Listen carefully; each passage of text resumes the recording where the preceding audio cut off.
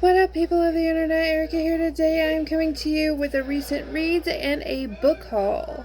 So stay tuned. Look at these shelves. Aren't they neat? Wouldn't you think my collection's complete? Wouldn't you think I'm the one who has all the books on these shelves? Adventures are told. How many adventures can one shelf hold? Looking around here, you think, sure, I've got all the books. Okay, if you hear any background noise, it's the TV. I tried to drown it out as much as I possibly could. Anyway, I had done my nails with these Halloween-esque type of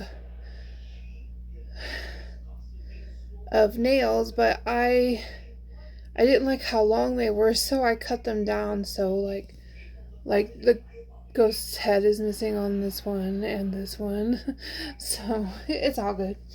Anyway, I had made a reading vlog, and I'm not sure what happened to it, but it's saying, because this is not the this phone I'm recording from now is not the phone that I was recording. I was recording it on the old phone, and it's saying something about an I/O error. I have no idea. That's the first time it's ever happened. So I don't know if it's gonna be. I don't know. I don't know what happened, but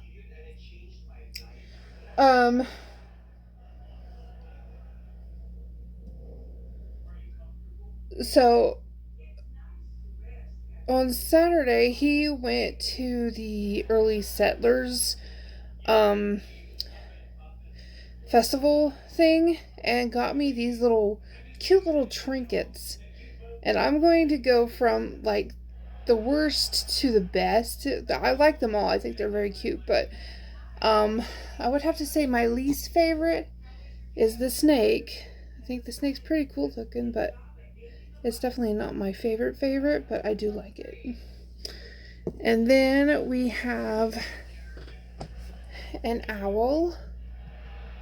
Isn't that adorable? Then we have the cat in a witch's hat. And then we have Bat Cat. You can see its little fangs here. Got little bat wings, and so cute, isn't it? And then my all-time favorite is the cat with the horns. Isn't that adorable? It kind of reminds me of Spyro. It's so cute. I love this thing. And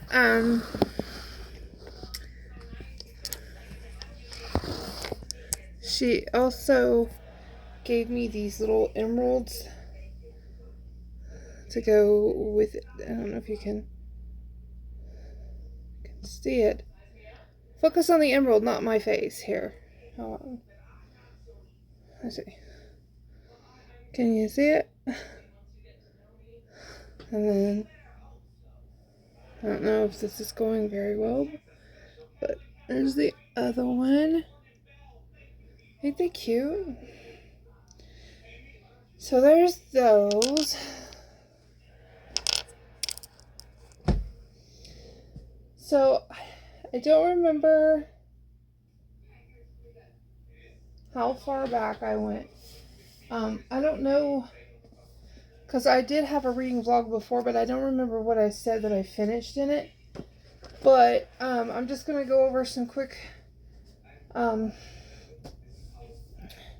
do like a mini book review of one of them, because it was just weird. It was not what I was expecting. But anyway, I did finish The Alchemist by Michael Scott, which is the first book in the Secrets of the Immortal Nicholas Flamel series, and I ended up, I think I gave it 5 stars, or did I give it 4 stars? I don't remember. I know I loved it because I annotated the crap out of it.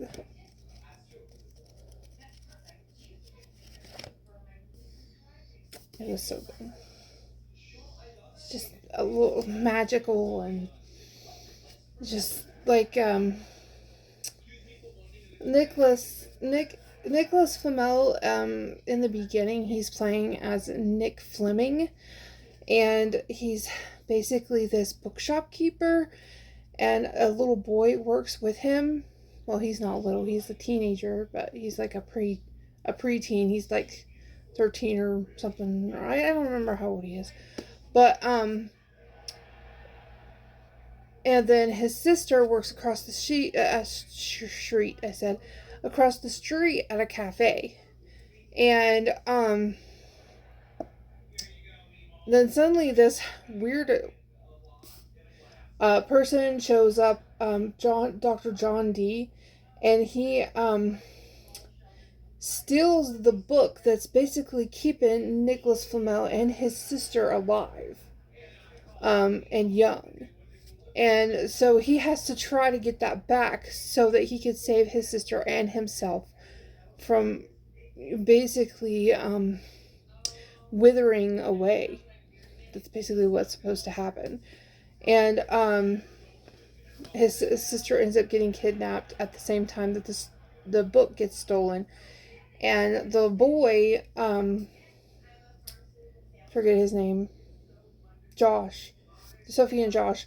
So Josh ends up having a grip on the book as Dr. D is trying to steal it, and accidentally rips out two of the back pages, and that is like what Dr. D needs in order to take over the world. And so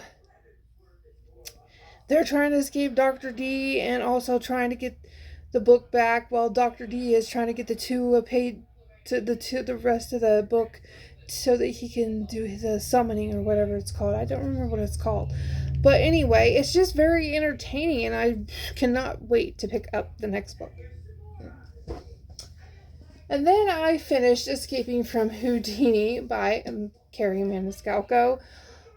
I just love this series so much, and I'm actually working on book 4 now, but this is very, very loved as well. I gave it 5 stars. It would have to be the lower end of the 5 stars, but it was still really, really good, and I just loved it, and I loved the outcome. I loved the ending. I loved the plot, the action, the little bickering between her and Thomas, and it's just so good. I cannot wait to find out what happens in Capturing the Devil, which I did start, but I haven't finished yet. Okay, so today I completed Island in a Puddle by Kai Sambi. Probably butchered that. But this was really strange. At first I thought I was gonna get this, I don't know, like, these two, they're basically kind of living alone because their mom is always away at work, and they have a neighbor that checks in on them, to make sure that they are fed and that they're doing okay and they're safe and all that. And their mom only comes like every once in a blue moon to like hang out with them for just a couple of hours, and then gives him money when she's about to leave again. And so it took a weird turn, because I honestly thought it was going to be like, their mom was going to abandon them kind of scenario, and then they were going to be left alone to fend for themselves. Well, except for the neighbor. I honestly thought I thought it was going to be like a cute thing where the neighbor, adopts them and takes care of them and all that, but that's not how it ended up going. So their mom shows up, and they go to the fair, and they these two end up getting on the Ferris wheel, and it's raining, and all of a sudden this lightning hits the little carriage thing that they're in on the Ferris wheel, and suddenly the little boy and the little girl vanish, and then there's this adult man and this adult woman. They're arguing, and sorry, excuse me. Um, they're arguing, and he ends up like snapping her neck and killing her. And so it's kind of like a Freaky Friday scenario. The murderer ends up in this little boy's body, and the little boy ends up in the murderer's body.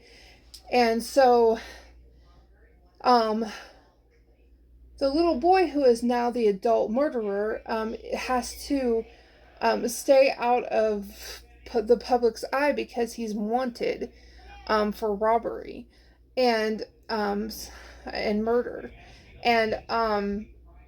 And the little boy, who is now the murderer, is thinking about getting rid of the little girl, saying that he needs to get rid of her. She's just a nuisance. She's just in the way. And but then he decides, when they get back to the little boy and the little girl's place, that he would just camp out there for like 5 years until he reaches adulthood, and then he will just move on with his life with the money, and not have to worry about anything, because he no longer looks like himself anymore. He looks like the little boy.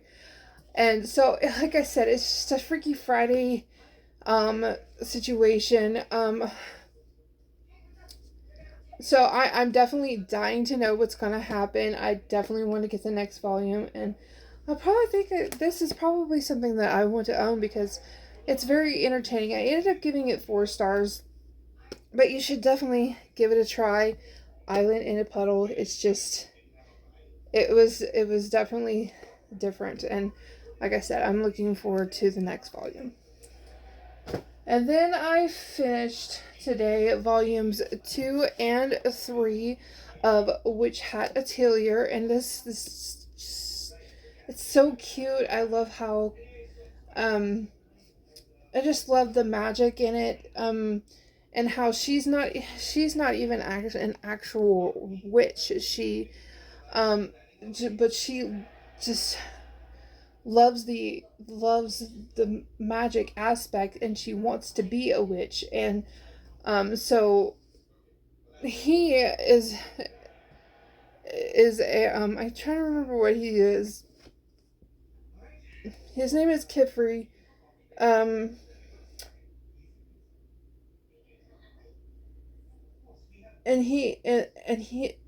she ends up becoming his apprentice, and he has several apprentices.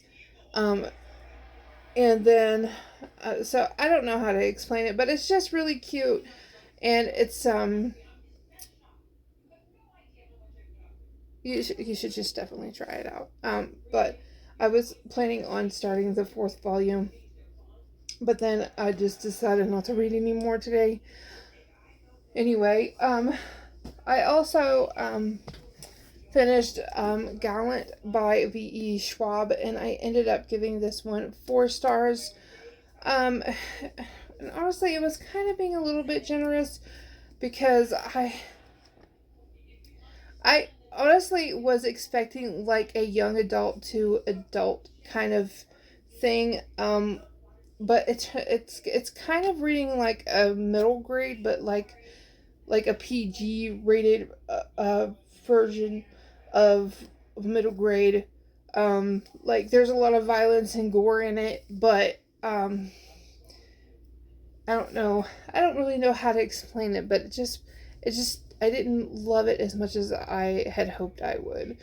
Considering that I did, but then again, I didn't absolutely love The Savage Song and Our Dark Duet. They were good. I ended up giving those 2 4 stars as well. So to me, I think B.E. Schwab is kind of a mediocre author, if that makes sense. Anyway, I've talked long enough. I do have a haul. We did go to Walmart yesterday, and I picked up several books that I'm extremely excited about, especially one of them. So the first book that I got here is, I have no idea why I picked it up, But I did enjoy the animated movie. So I thought, well, I might as well read the book, since I've never read it. And it's called Tim Burton's The Nightmare Before Christmas by Megan Shepherd. Um, I'm a little conflicted because it is Halloweeny and it's also Christmassy at the same time. So I might read this more towards the end of October, um, possibly. And it should be a quick read. It's not very long. It's, I don't even know how many pages it is. 295 pages. So, I mean, I should just fly right through it, honestly. So I am a little bit excited about this one, and I love how the black and the purple, it's just really cool. Anyway, next I saw this one on I saw another booktuber talking about this. Actually, a couple of booktubers talking about this book, and I have never read anything by this author, and I thought I would just go ahead and give it a chance because I mean it sounds pretty good. Like I like the synopsis, and the end pages are really cool looking. It's called Masters of Death by Olivia Blake, and it says, "Forever is a gift and a curse." Viola Merrick is a struggling real estate agent and a vampire, but her biggest problem currently is that the house she needs to sell is haunted. The ghost haunting the house has been murdered, and until he can solve the mystery of how he died, he refuses to move on. Fox Demora is a medium, and though he is also most definitely a shameless fraud, he isn't entirely without his uses, seeing as he's actually the godson of death. When Viola seeks out Fox to help her with the ghost-infested mansion, he becomes inextricably involved in a quest that neither he nor Vi expects or wants, but with the help of an unruly poltergeist, a demonic personal trainer, a sharp-voiced angel, a love-stricken reaper, and a few mindfulness-practicing creatures, Vi and Fox soon discover that the difference between a mysterious lost love and an annoying dead body isn't nearly as distinct as they thought. And like I said, I love the end pages. Isn't that really cool? So there's that side, and then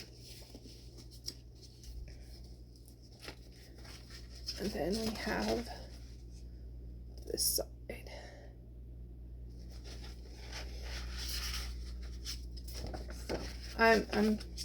I'm excited. I just hope that I enjoy it. And it's got I didn't realize this, but it's got crazy shit going on in here. Anyway, so there's that one. And then I picked up volume 3 of Hooky. I was hoping for volume 2, but it was not there. So hopefully maybe the next time I go back I'll find it. But I did really enjoy the first one a lot more than what I thought I would. I honestly don't know where the copy is of the first one. I'm still unpacking, so I'm sure I'll find it eventually. So, I've heard a lot of amazing things about this next author. She is very, very hyped right now. She's all over BookTube, so I thought I would give her a try. And this book looks kind of massive, but I think it's only 500 and some pages. It's 581 pages. It's called Things We Left Behind by Lucy Score. Now, I know it's part of a series. I'm not sure which book this one is, but I think they also read as standalones. So, like I said, I don't know which number in the series this is. Hopefully it's the first one, But if it's not, I'm still planning to read it anyway. So let me know down in the comments below if I can read this as a standalone. Yeah, let me know. But it says, Lucian Rollins is a lean, mean, vengeance-seeking Mongol. On a quest to erase his abusive father's mark on the family name, he spends every waking minute pulling strings and building his empire. The more money and power he gains, the safer he feels, except when it comes to one feisty small-town librarian. Bonded by an old dark secret from the past and their current mutual disdain, Sloane Walton trusts Lucian about as far as she can throw his designer-suited body. When bickering accidentally turns to foreplay, the flames are fanned, and it's impossible to put them out again. But with Sloane more than ready to start a family, and Lucian refusing to even consider the idea of marriage and kids, these enemies to lovers are stuck at an impasse. Until Lucian learns the hard way that leaving Sloane is impossible, the very least he can do is to keep her safe. So, I do enjoy a good enemies to lovers. And it sounds like it's going to be a little smutty. So I'm looking forward to that. I'm usually not into smut, but hey, you never know. I might end up enjoying it. And then the next one that I got is another one that I have seen all over BookTube. I've never read anything by her either. It's like a TikTok sensation or something or other. But it's called A Million Kisses in Your Lifetime by Monica Murphy. Like I said, I've seen several booktubers talking about it. We shall see what I think. Anyway, it says, Ren Beaumont is many things. Beautiful, smart, sweet, innocent. At Lancaster Prep, the girls love her. They all want to be her friend. Only I see Ren for who she really is. A repressed little virgin who keeps her feelings locked up so tight she's probably close to bursting. She thinks she's above us all, even me. I shouldn't be drawn to her. She's not my type. Until we're forced to work together in class and realize we might have more things in common than we originally thought. Soon enough, I find myself completely obsessed. I will do anything for this girl to make her fall in love with me. Anything. Obsess much. Anyway, and I do like the cover. It's cute. It's got little kisses on there. And so last but certainly not least, y'all have been raving about this book, and it literally just came out earlier this year, I do believe. When did it come out? Yeah. Copyright 2023. I'm not sure when it came out, but it did come out this year. Probably earlier than a year, because how did it become popular so fast? I have no idea, because some writers don't even, become popular that fast. Do they? Because if that's the case, I need to finish my books and hopefully become popular, because that would be awesome. You'd be like, oh, she's that writer who writes that one stuff. Yeah. Anyway, Fourth Wing by Rebecca Yarros. And it's got this map as the end pages.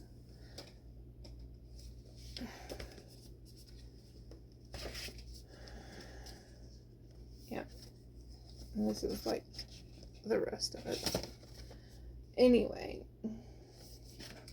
it says, see, I never even knew exactly what it was about. All I know is it's got dragons in it. And so I was like, sold. Anyway, it says, 20-year-old Violet Sorrengail was supposed to enter the scribe quadrant, living a quiet life among books and history. Now the commanding general, also known as her tough-as-Talon's mother, has ordered Violet to join the hundreds of candidates striving to become the elite of Navarre, dragon riders. But when you're smaller than everyone else and your body is brittle, death is only a heartbeat away, because dragons don't bond to fragile humans, they incinerate them. With fewer dragons willing to bond than cadets, Most would kill Violet to better their own chances of success. The rest would kill her just for being her mother's daughter, like Xaden Rorson, the most powerful and ruthless wing leader in the Rider's Quadrant. She'll need every edge her wits can give her just to see the next sunrise. Yet with every day that passes, the war outside grows more deadly. The kingdom's protective wards are failing, and the death toll continues to rise. Even worse, Violet begins to suspect leadership is hiding a terrible secret. Friends, enemies, lovers, everyone at Basquiath War College has an agenda, because once you enter, there are only two ways out: graduate or die. So yeah, that sounds a little morbid. I'm excited, so I might make this part of my October TBR. Since I have enough books on my TBR for this month that, who knows if I'll finish them or not. So anyway, that is my recent reads and my book haul. If you like this video, please give me a big thumbs up and don't forget to subscribe. It would really help my channel. I'm still trying to reach 1,000 subscribers before the end of the year. It's kind of slowed down, unfortunately. I'm probably not going to reach it, even though I was really hoping. Really hoping. My birthday is December 30th, so if I can reach 1,000 subscribers by then, I will do something special. I'm not sure what kind of special it is, but it's going to be something special. Wish me luck that I can reach 1,000 subscribers. I know my channel is really not all fancy schmancy like some booktubers, but I'm giving it all I've got, governor. There are a couple of things that I want to do different, that I might go ahead and start trying to do that, like doing mini book reviews and things like that. We shall see. So anyway, I might go ahead and at least set aside my October TBR. There are some things that I want to get to, like I definitely want to get to Fourth Wing, and of course I want to put this in there too, because I mean it's definitely got that Halloween vibe. There is a game that the Immortals play. There is only one rule: don't lose. So yeah, so that sounds good. And then I'll probably go ahead and put this on my October TBR. And then there's some zombie books that I want to get to. So yeah. Anyway, I'm going to get out of here. All of my links are down below. Like I said, don't forget to subscribe. And I will see you guys in the next one. Later. I've got romance and nonfiction, a many. I've got horror and dystopian galore. You want fantasy? I've got plenty. But who cares? No big deal. I want more.